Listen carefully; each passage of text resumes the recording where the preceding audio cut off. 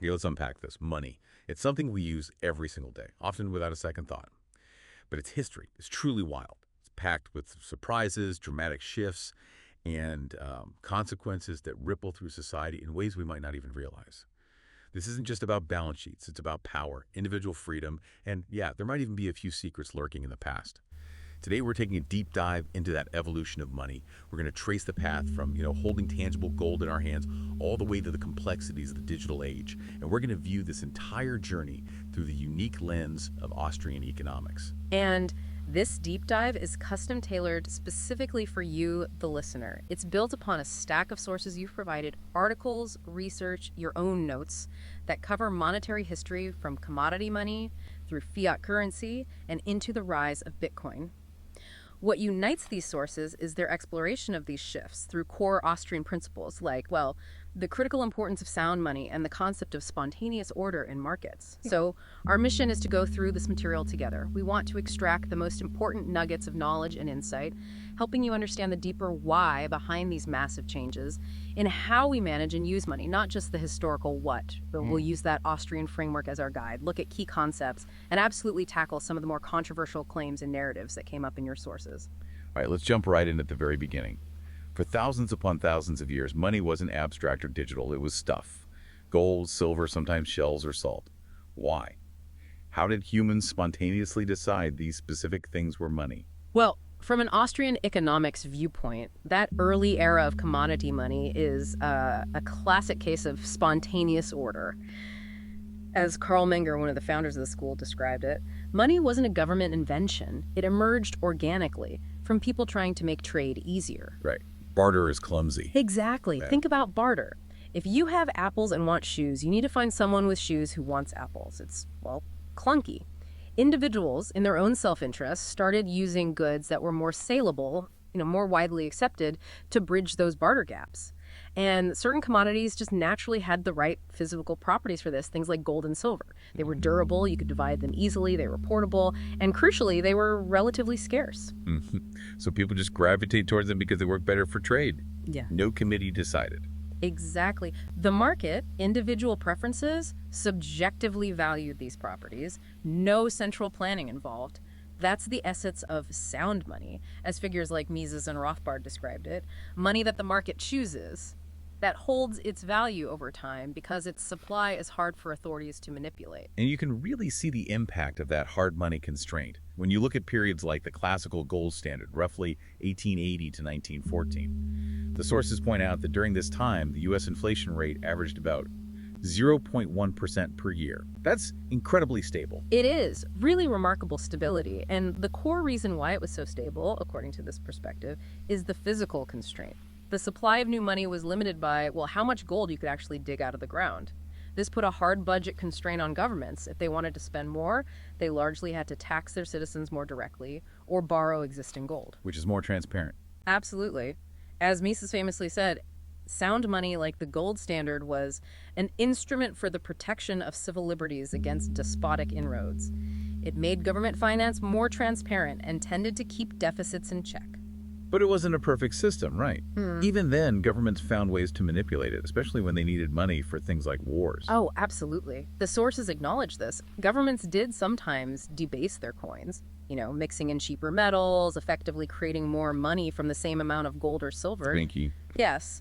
Or they'd temporarily suspend the ability for people to exchange paper notes for the physical gold, especially during emergencies like wars. These were early pressures showing governments weren't always comfortable with the market-imposed limits of sound money. They chafed against it. So the Austrian takeaway from this era is what? That commodity money worked well when the rules were followed, because it anchored the system and kept prices honest. Yes, precisely. It anchored the supply, allowed the price mechanism that Hayek talks so much about to work efficiently by providing a stable unit of account, honest signals. But those very constraints on government power, that need for transparency in financing, eventually led to significant pressure to move towards a system where the money supply could be managed and expanded more easily by a central authority. Which brings us to that huge pivot point in history. By the early 20th century, especially in the U.S., after things like the financial panic of 1907, the push for a centralized system, a central bank, really intensified. And your sources dive into the, well, let's say controversial origins of the U.S. Federal Reserve, specifically mentioning that now famous secret meeting in November 1910. This was a gathering of 6 powerful figures: Senator Nelson Aldrich, Paul Warburg, Henry P. Davison, Frank Vanderlip, A. Fiat Andrew, and Arthur Shelton, at a private resort on Jekyll Island off the coast of Georgia. And the secrecy around it is remarkable, isn't it? Traveling individually under fake names, using a duck hunting trip as cover, meeting in absolute private. It wasn't until decades later that attendees even admitted the meeting had happened. Why so secret? Well, that secrecy is definitely a historical fact. The mainstream view, as presented in some of the sources, suggests this meeting was pragmatic. Bankers and economists genuinely saw the existing system as unstable, prone to panics due to an inelastic money supply and scattered reserves. They wanted to create a central institution, a lender of last resort, to stabilize things like European central banks had. And public opinion was very anti-banker then. Okay, so that's one view. Pragmatic reform. But the Austrian and more critical view found in your sources from figures like Murray Rothbard and popularized by G. Edward Griffin, the creature from Jekyll Island, sees this meeting very differently. Rothbard called it a super-secret conclave of the topmost leaders of the financial elite, drafting what he termed a banker's plan. The argument here is that it was less about public service and more about creating a legal banking cartel. Yes, consolidating power and profits under the guise of reform, wrapping self-interest in the language of stability. And the result of that meeting was essentially a blueprint, the Aldrich Plan. Exactly. It proposed a central bank with regional branches, an elastic currency supply, meaning it could expand and contract, and mechanisms for banks to rediscount loans. It contained the core technical elements that would later appear in the Federal Reserve Act. The skeleton was built there. But the Aldrich Plan itself didn't pass, right? It failed politically. How did we get from that secret meeting and failed plan to the Fed Act of 1913? Right. The political context shifted. The Aldrich Plan was associated with Republicans and bankers who were widely distrusted after the panics. But when Democrats won control and Woodrow Wilson became president, they needed their own banking reform. It was a hot issue. The sources highlight that while the name and public face of the plan were changed, made to seem less centralized, more distributed, using the name Federal Reserve, the technical structure developed on Jekyll Island was largely retained in the 1913 Act. So the engine was the same, just a different body. Pretty much. Paul Warburg, one of the secret attendees from Jekyll, even consulted with the Democrats, with Carter Glass and Robert Owen, to make sure his preferred technical design was included. So fundamentally, from the Austrian perspective, what was the big change that 1913 marked? What did the Fed actually do? It was the start of systemic monetary interventionism and planning, a fundamental shift away from the market-based commodity standard towards central control. Even though the dollar was still linked to gold initially, the Fed got the power to issue Federal Reserve notes and influence the money supply independent of physical gold flows. So it could create money beyond just gold reserves. It could influence the total money supply, including credit, more easily. It consolidated control over banking reserves and became the sole issuer of notes eventually. And over time, that link to gold was progressively weakened, gone domestically in 1933 under FDR, and then completely severed internationally by Nixon in 1971. That led to the pure fiat standard we have globally today. For Austrians, 1913 is seen as setting the stage for decades of inflation, artificial credit expansion, and the economic instability they believe is enabled by central control. Okay, let's really dig into why Austrians are so critical of this system. What are the core issues with fiat money and central banking from that perspective? Well, at its absolute core is the nature of fiat money itself. The sources explain the Austrian view. Its value comes purely from government decree, fiat, not any tangible backing. So it's not backed by gold or silver or anything physical anymore. Right. Its value is based on trust in the issuing authority and legal tender laws that say you must accept it for debts. And crucially, there's no inherent limit on its expansion. Money can theoretically be created with a stroke of the central Mach's pen or, a keyboard entry today. Unlimited money printing potential. It's essentially yes. And history, in the Austrian view, is pretty clear about the consequences. Irving Fisher, an economist not always aligned with Austrians, but quoted in your sources, he said, irredeemable paper money has almost invariably proved a curse. Why? Inflation. Austrians argue governments are constantly tempted to inflate because it's a politically easy way to finance spending without raising taxes directly. The benefits seem immediate, but the costs are spread out and delayed. Exactly. The loss of purchasing power is delayed and harder for the public to pinpoint on specific policies. It's a stealth tax. And you mentioned that statistic earlier, the U.S. dollar losing over 95% of its value since 1913. That's the stark evidence they point to, isn't it? Absolutely. That level of sustained value destruction over a century is, to Austrians, direct proof of the inflationary nature of a fiat system managed by a central bank. And deeply intertwined with fiat is fractional reserve banking. Now, this existed before the Fed, but the central bank's role fundamentally changed it. How so? What's fractional reserve banking again? It's where banks hold only a fraction, a small percentage, of customer deposits in reserve and lend out the rest. And the Austrian critique of this practice, Yeah. it's quite strong, right? I saw terms like fraudulent in the sources. It is strong. Figures like Murray Rothbard and Jesus Huerta de Soto, cited in your sources, argue it's inherently fraudulent and even a Ponzi-like scheme. Rothbard called it a shell game. Their argument is this: if a bank takes your deposit and promises you can withdraw at any time, but then lends that same money to someone else, it's creating multiple claims on the same underlying asset. Two people think they have claim to the same base money. Okay, I see the logical problem there. They argue this violates property rights, and from an economic standpoint, it creates money out of thin air through bank credit expansion. It multiplies the effect of the base money the Fed creates. Creating money out of thin air. What does that actually mean for the economy? What are the effects? It means the money supply expands not primarily from real production or savings, but from bank lending supported by minimal reserves. This new money enters the economy, and according to the Cantillon effect, an old idea, they emphasize it benefits those who receive it first. Like the banks and initial borrowers. Exactly. Because they spend it before prices have fully adjusted upwards from the increased money supply, everyone else later just sees prices rise because there's more money chasing the same amount of goods and services. It's a wealth transfer. And the Fed's role as lender of last resort encourages banks to hold even fewer reserves and take more risks, knowing the Fed will likely bail them out if there's a run. Moral hazard? Precisely.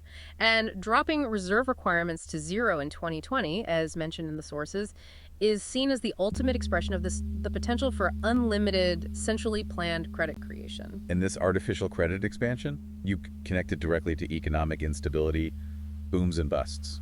That's the core of Austrian business cycle theory, or ABCT. The argument is simple, really. When the central bank pushes interest rates artificially low by injecting this new credit into the banking system, it sends false signals to entrepreneurs. They see cheap money and think, great, let's start long-term projects. Things like building factories, developing new tech. Exactly. But these investments, these malinvestments, as Austrians call them, aren't actually supported by real savings voluntarily set aside by people in the economy. The low rates are artificial. This creates an artificial boom. It looks like prosperity, but it's unsustainable. So it looks like there's real growth, but it's built on sand. Or debt. Precisely. It's a boom fueled by monetary expansion, not sustainable production or genuine consumer demand backed by real savings. Eventually, reality bites. Either the central bank has to raise rates to fight the inflation caused by the credit expansion, or resource constraints become apparent. Interest rates rise, and those malinvestments started during the cheap money era are suddenly revealed as unprofitable. That's the bust, the recession or depression, the necessary correction. And Austrians point to historical examples. Oh, yes. They look at cycles like the Roaring Twenties boom followed by the Great Depression, or the dot-com bubble, or the lead-up to the 2008 financial crisis, and argue they are direct results of these central bank-fueled credit expansions and the resulting malinvestments. Frank Hollenbeck is quoted in your sources making exactly this point, linking rapid money and credit growth engineered by central banks to the booms and busts of the last couple of centuries. And what about government debt? How does fiat money play into that whole issue? Fiat money is seen as a crucial enabler of massive government debt accumulation in a way that hard money like gold simply couldn't sustain. How does that work? The central bank can effectively monetize government debt. This means the government issues bonds to finance its spending, and the central bank buys those bonds, often with newly created money. It's like the government borrowing from itself, using the central bank as an intermediary. G. Edward Griffin calls this the Mandrake mechanism. Creating money to buy its own debt. Essentially, yes. Murray Rothbard argued that this allows the government to obtain the newly created money first, spending it into the economy before the resulting inflation fully takes hold. This socializes the costs onto the entire population through rising prices, the hidden tax we keep mentioning. It's far less politically painful in the short term than raising direct taxes. Easier to borrow and inflate than tax and spend. Politically, yes. Which is why Hayek's point that history is largely a history of inflation engineered by governments for their own gain ties directly into this critique of fiat money and central banking. And some of the sources even touch on what sounds like broader social or even moral critiques of this system, beyond just the economics. Yes, it's a less easily quantifiable but significant part of the Austrian-oriented critique. Thinkers like Thorsten Poleit suggest fiat inflation corrupts society's morals. It's a strong claim, but the argument is, when money reliably loses value through inflation, it fundamentally changes people's behavior. It punishes saving. Why save if your money buys less tomorrow? So it encourages spending, maybe even going into debt, short-term thinking. Exactly. It encourages short-termism, speculation, get rich quick rather than steady saving, and a culture built on debt rather than thrift and long-term investment. Sound money, by contrast, because it holds its value or even appreciates slightly, is seen as promoting virtues like patience, prudence, looking towards the future. It's a philosophical dimension to the economic critique. So to wrap up this section, the Austrian critique of fiat money and central banking is pretty comprehensive and, well, severe.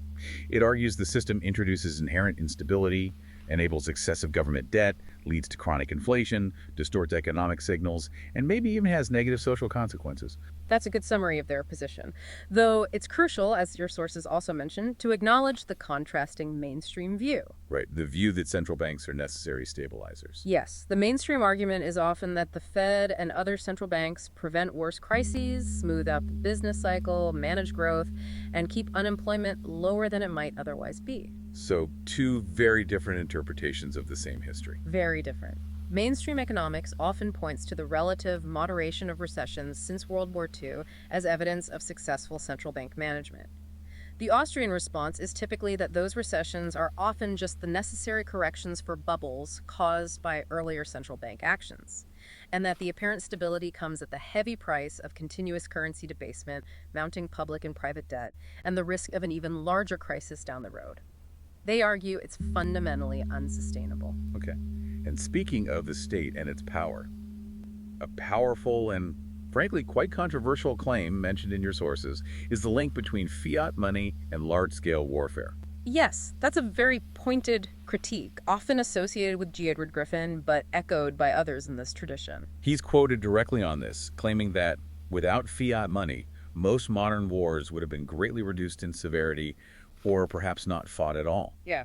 That's a really strong statement. How do they justify that? It is a strong statement. The argument builds directly on what we just discussed about government finance. Under a hard money standard, like gold, financing a major war required either politically unpopular, very high direct taxes, or a very visible act of debasing the currency, like clipping coins. Both of which would likely make people angry and question the war pretty quickly. Exactly. It generated immediate public awareness and often opposition to the conflict because the costs were direct and obvious.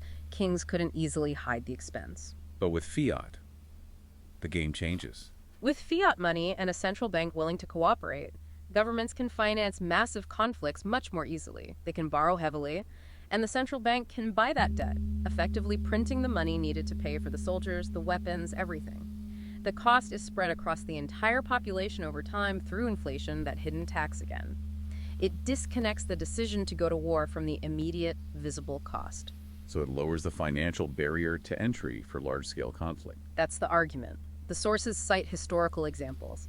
The Fed helping fund U.S. involvement in World War I, which contributed to significant inflation, and the Fed keeping interest rates artificially low during World War II to help the Treasury finance the war effort, which also fueled post-war inflation. The core idea is that central banking removes the financial shackles that previously limited the state's ability to wage costly, prolonged, or unpopular wars.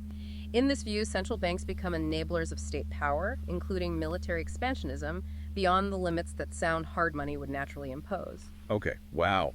That's a heavy implication. Let's shift gears slightly now and touch on some of the less conventional, maybe even bordering on conspiracy theory, narratives mentioned in the sources surrounding the Fed's founding. We've already discussed the Jekyll Island meeting secrecy, which is historical fact, but the interpretations diverge sharply. Right. And while mainstream accounts acknowledge that secrecy, but frame it as, pragmatic political necessity given the anti-banker sentiment, Critics like Griffin seize on it as evidence of something more sinister: collusion.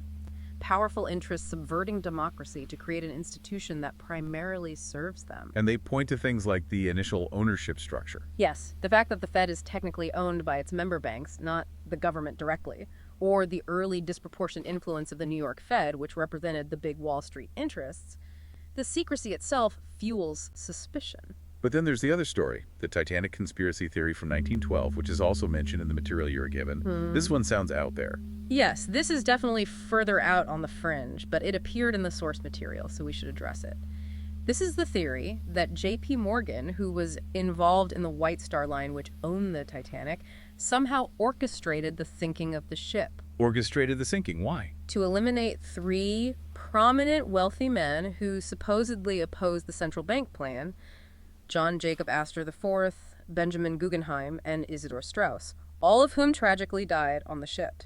And the evidence is that Morgan canceled his own trip. Exactly. That's often cited, that Morgan canceled his own passage on the Titanic's maiden voyage at the last minute. Okay, but the sources are clear about the evidence for this one, aren't they? Or lack thereof. They are, and it's really important to look at the evidence presented, or the refutations.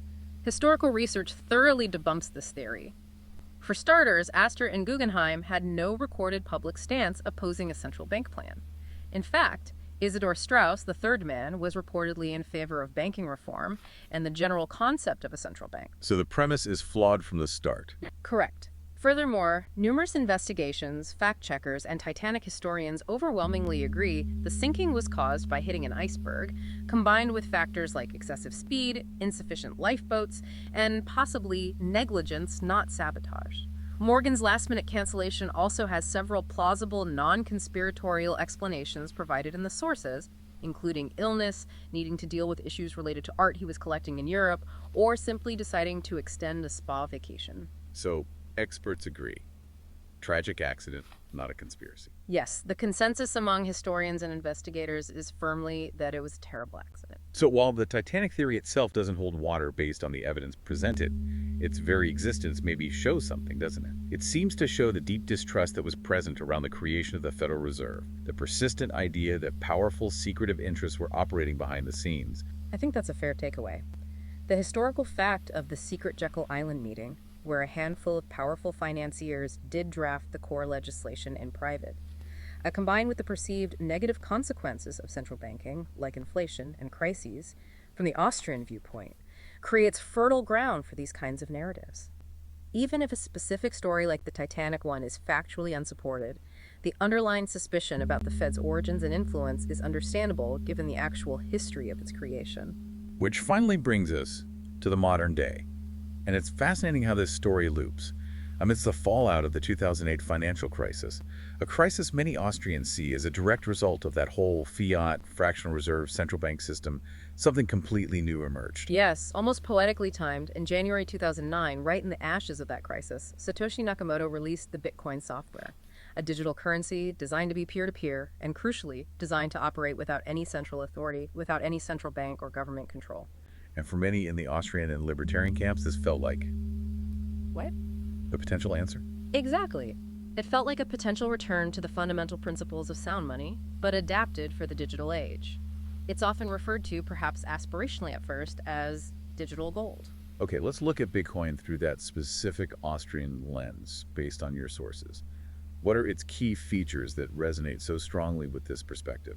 Well, the most significant, the most obvious one is its fixed supply. It's algorithmically capped at 21 million coins, period. No more could ever be created. Not according to the protocol rules that the network enforces. This is a radical, stark contrast to fiat money, where the supply can theoretically be expanded infinitely by a central bank. Bitcoin is engineered to be non-inflationary or even deflationary long-term once all coins are mined. This directly addresses that core Austrian critique of fiat inflation. Its scarcity is mathematically enforced, transparent, and predictable. Okay, fixed supply. What else? Then there's the decentralization. This is huge. There's no central bank, no CEO, no single entity in control. The network is maintained by a global community of users running the software, nodes, and miners securing the network, all following transparent open source rules. So it's run by the users, essentially. In a distributed way, yes. This aligns strongly with Hayek's idea of denationalizing money, taking it out of government hands and allowing competing private currencies. It's an attempt at creating a market for money, rather than a state monopoly on money. It's also a permissionless system. Anyone with an internet connection can download the software, run a node, send or receive transactions without needing approval from any authority. And Hayek had this idea, didn't he, mentioned in the sources, about needing a sly, roundabout way to introduce a market-based money, because governments wouldn't just allow competition. Yes. And Bitcoin's emergence seems to fit that perfectly. It appeared somewhat quietly online, created by an anonymous person or group during a financial crisis blamed on the existing system. It grew organically, globally, largely under the radar at first. By the time governments and central banks really took notice and started worrying about it, it had become this resilient, decentralized network spread across the entire world, making an outright ban incredibly difficult, perhaps impossible to enforce effectively. Okay, so scarcity, decentralization. Yeah. But how did it get value? From the Austrian perspective on value, how did Bitcoin, which started with literally zero market price, suddenly become valuable? Gold had uses before money. That's a key question, and it relates to Mises' regression theorem. Bitcoin follows the same principles of subjective value and spontaneous order as gold did, just in a digital context. It had no intrinsic commodity value, true, but individuals voluntarily, subjectively decided it was valuable. First, maybe for its novelty, its cryptographic elegance, or its potential as a censorship-resistant payment system for certain niche uses online.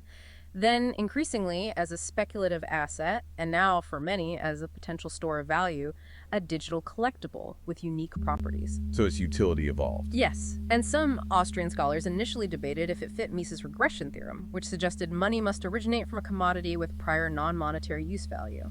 But proponents, like those cited in your sources, argue its early utility as a novel, censorship-resistant network and its demonstrably scarce digital nature satisfied the core idea in a new, digital way.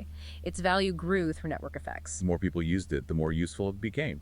Exactly. Just like how gold became more widely accepted as money, its usefulness as money increased as more people began using and valuing it as money.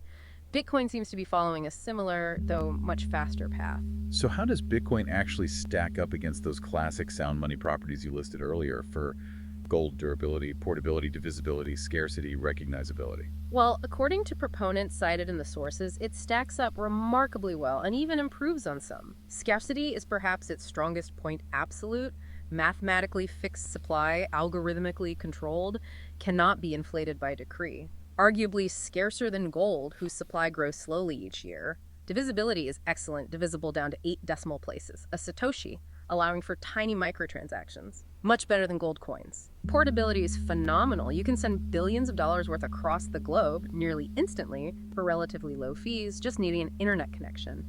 Try doing that with gold bars. Good point. Durability is tied to the network's existence, as long as the decentralized network continues to run. The Bitcoin ledger exists and is secure. It doesn't degrade. Recognizability is cryptographic. You can mathematically verify a real Bitcoin transaction with near certainty, preventing counterfeiting if the software is trusted. And it adds crucial new properties for the digital age: censorship resistance and immutability. Once a transaction is confirmed on the blockchain, it's virtually impossible to reverse or block by any single entity, including governments. That's a big deal in the context of state control. A very big deal. This is why proponents like Seyfedian Amis, author of the Bitcoin Standard, argue Bitcoin isn't just like digital gold, it might be a superior form of sound money, picking up where the gold standard left off before it was fully dismantled in favor of fiat.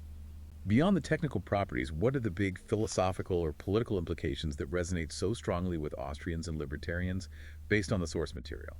Why does Bitcoin matter in this broader historical context we've been discussing? It's seen as a potential peaceful alternative to what they view as a coercive, fundamentally violence-backed fiat system. How? By removing the state's ability to easily inflate the currency, it directly constrains government power. Takes away the printing press. Effectively, yes.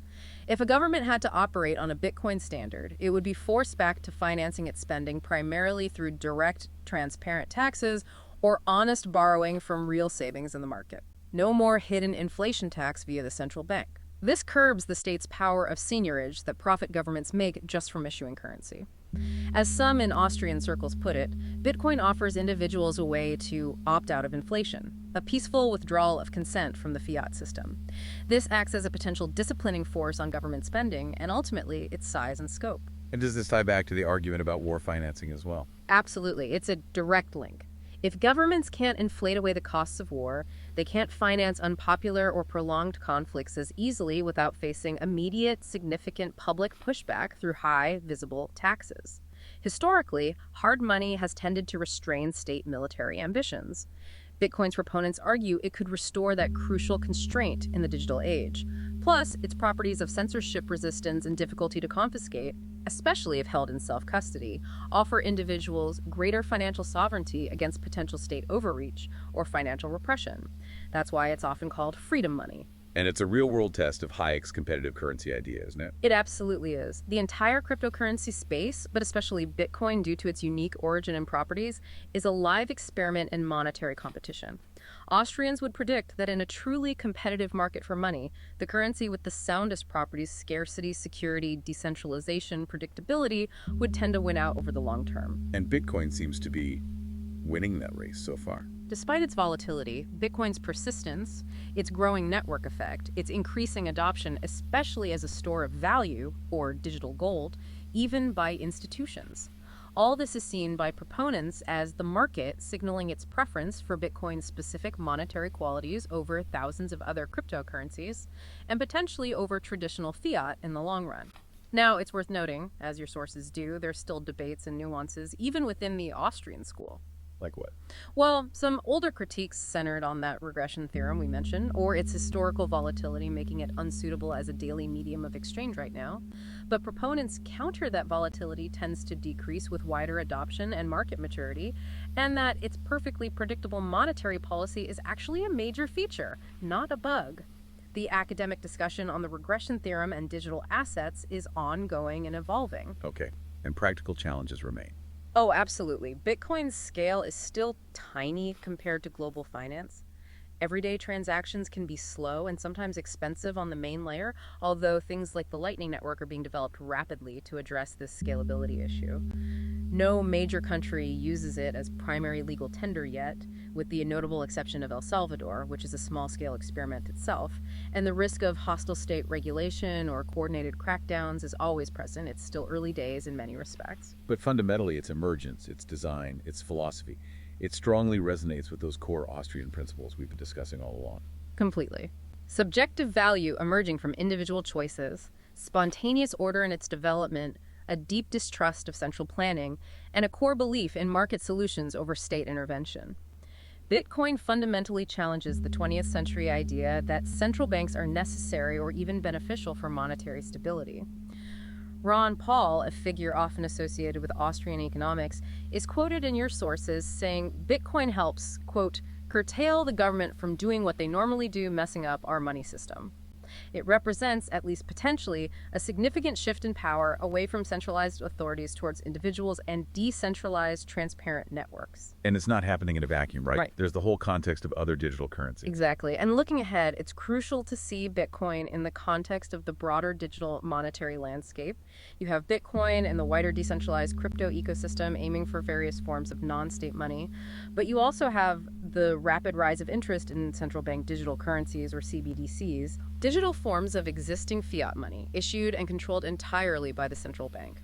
Many Austrians and libertarians view CBDCs as the polar opposite of Bitcoin's philosophy. Why? More control. Potentially much more control. Programmable money, negative interest rates directly on holdings, surveillance capabilities. CBDCs could represent an increase in state power over finance, not a decrease. So the tension between decentralized, potentially hard digital money like Bitcoin and centralized programmable digital fiat like CBDCs, that looks like a major battleground for the future of money. Wow. Okay. So let's try and recap this incredible journey we've taken based on the sources you provided. It's a lot to take in. It really is. We started with market-chosen commodity money like gold, which, from the Austrian view, provided relative stability by placing physical, transparent limits on the money supply and, consequently, on government power. Then we moved to the era of state-imposed fiat money and central banking, initiated by things like the Federal Reserve Act. From an Austrian perspective, this ushered in a century defined by chronic inflation, ballooning debt, recurring financial instability fueled by artificial credit cycles, and, controversially, enabling larger-scale conflicts by removing hard financial constraints. And now, emerging from the perceived failures of that system, we see the rise of a potential new paradigm: digital, decentralized sound money epitomized by Bitcoin, offering what its proponents see as a peaceful, market-based alternative designed to restore scarcity and limit centralized control. And at the heart of this entire history, spanning millennia really, is that fundamental tension you highlighted.